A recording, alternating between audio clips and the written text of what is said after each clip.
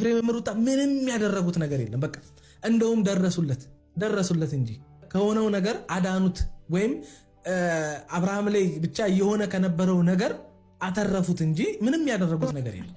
ገባሽ? ባልሽ ነው ወይ? ባልሽ አይደለም። ባልሽ አይደለም። ፈተሽዋል። አብርሃም ባሏና ጨርሰሻል። ፈተሽዋል። ብዙ እንደዚህ አትናገሪያት ሩታ። እኔ አሳዝና እኔ አሁን እያዘንኩ ያለሁት በቡዜ ነው አይባልም። በቃ አንዳንድ ጊዜም ለሰው ስሜት መጠንቀቅ አለብሽ። አንቺም ሴት ልጅ ነሽ አይደለ? በቃ እነዚህ ልጆች የከፈሉትን ዋጋ ያሳለፉትን ህይወት መሀላቸውም ስለተፈጠረው ልጅ ስትይ እንደዚህ የማይሆን ቃላቶችን አትናገሪ።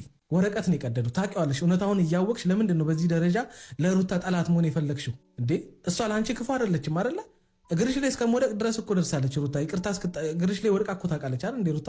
ሩታ ለአንቺ ክፉ አይደለችም አይደለ? ለወንድምሽም ክፉ አይደለችም። በመጣላት መካከል፣ በሁለቱ አለመግባባት መካከል በቃ በተፈጠረ ግጭት መሃል ብዙ ነገር መሃላቸው ተፈጥሮ ሊሆን ይችላል።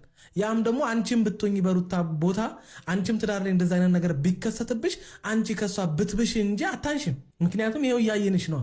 ስለዚህ በዚህ ደረጃ የነሱን ፍቺ እንደምትፈልጊ ሁለቱ አንድ ላይ ሊሆኑ እንደማይችሉ አይነት የሆነ እኔ እንጃ በእንደዚህ አይነት ስሜት መናገርሽ ከባድ ነው። አንቺ ራስሽ ነገር ሊደብርሽና ልታዝኝበት የምችውን ነገር ነው እየተናገርሽ ያለሽው። ዛሬ ላይ በቃ ስሜታዊ ሆነሽ ከሩታ ጋርም የሆነ ነገር ሰጣ ገባ ውስጥ ስለገባሽ ወይም ደግሞ ብቻ አላቅም እሷን ስለማትወጃት አለ አይደለ የወንድም የባሉ እህት እንደሚባለው አይነት ነገር እሱን ነው እያሳየሽን ያለሽው እና ደስ አይልም። በቃ እርሹ ለምንድን ነው ስለ ፍቺ ስለ ምናምን እንደፈታት ምናምን ብቻ እንደማይፈልጋት መናገር ለምን አስፈለገ? በቃ ፎከሳቸው አብርሃም ላይ ነው።